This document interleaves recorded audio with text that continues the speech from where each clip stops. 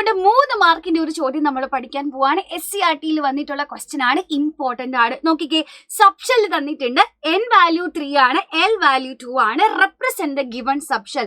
സബ്ഷെല്ലിനെ പ്രതിനിധീകരിക്കുക. ഇപ്പൊ n എന്ന് പറഞ്ഞാൽ പ്രിൻസിപ്പൽ ക്വാണ്ടം നമ്പർ, ഇലക്ട്രോൺ ഏത് ഷെല്ലിലാണ് എന്ന് പറഞ്ഞു തരും. l എന്ന് പറഞ്ഞാൽ അസിമുതൽ ക്വാണ്ടം നമ്പർ, ഇലക്ട്രോൺ ഇരിക്കുന്നത് ഏത് സബ്ഷെല്ലിലാണ് എന്ന് പറഞ്ഞു തരുന്നു അല്ലെ. അപ്പൊ n-ന്റെ വില 3 ആണ് എന്ന് പറഞ്ഞാൽ അതിന്റെ അർത്ഥം എന്താ? ഇലക്ട്രോൺ ഇരിക്കുന്നത് 3ാമത്തെ ഷെല്ലിലാണ് എന്നർത്ഥം. ഇനി l വാല്യൂ നോക്കാം, 2 ആണ്. അപ്പോൾ l വാല്യൂ പറഞ്ഞു തരുന്നത് ഏത് സബ്ഷെല്ലാണെന്നാണ്. ഓരോ സബ്ഷെല്ലിനും ഓരോ ഡിഫറെന്റ് ആയിട്ടുള്ള l വാല്യൂസ് ആയിരിക്കും. 0 ആണെങ്കിൽ s, 1 ആണെങ്കിൽ p, 2 ആണെങ്കിൽ d, 3 ആണെങ്കിൽ f. അപ്പൊ ഇവിടെ തന്നിട്ടുള്ളത് എല്ലിന്റെ വില 2 എന്നാണ്. എന്ന് പറഞ്ഞാൽ അത് ഡി സബ്ഷെല്ലാണ്. വിച്ച് മീൻസ് 3ാമത്തെ ഷെല്ലിലെ ഡി സബ്ഷെൽ അല്ലെങ്കിൽ 3d എന്ന് നമുക്ക് പറയാനായിട്ട് സാധിക്കും. ഇനി maximum number of electron in the subshell. അപ്പൊ ഈ സബ്ഷെല്ലിൽ പരമാവധി ഇത്ര ഇലക്ട്രോൺ ആണെന്നാണ്.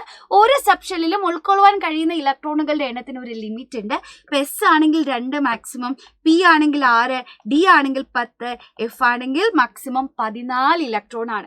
അപ്പൊ ഇവിടെ നമുക്ക് തന്നിട്ടുള്ളത് ഡി സബ്ഷെല്ലാണ്. ഡി സബ്ഷെല്ലിൽ മാക്സിമം എത്ര ഇലക്ട്രോൺസ് ആ കയറുക?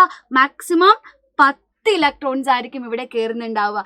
ഇനി മക്കളെ, how many orientations R possible? അപ്പൊ ഓറിയന്റേഷൻ എത്രയുണ്ടെന്ന് ചോദിച്ചാൽ അത് നമ്മളോട് ചോദിച്ചിട്ടുള്ളത് മാഗ്നറ്റിക് ക്വാണ്ടം നമ്പർ ആണ് അല്ലെ. ഒരു സബ്ഷെല്ലിന്റെ ഓറിയന്റേഷനെ പറ്റി പറഞ്ഞു തരുന്നത് മാഗ്നറ്റിക് ക്വാണ്ടം നമ്പർ ആണ്.